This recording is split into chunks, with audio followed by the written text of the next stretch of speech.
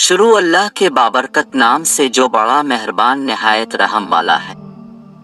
हजरत सहल बिन साद साइदी रजी अल्लाह अन्हु से रवायत है कि आन हजरत सल्लल्लाहु अलैहि वसल्लम ने फरमाया, जन्नत में एक दरवाजा है जिसको रियान कहते हैं।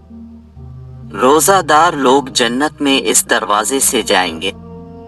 रोजादारों के सिवा कोई और इसमें से न जाएगा। पुकारा जाएगा, रोजादार कहाँ हैं? वो उठ खड़े होंगे, उनके सिवा इसमें से कोई और न जाएगा। जब वो जा चुके होंगे तो वो दरवाजा बंद हो जाएगा, कोई और इसमें ना जा सकेगा। बुखारी शरीफ जिल्द अव्वल किताब अल-सौम हदीस नंबर 1778।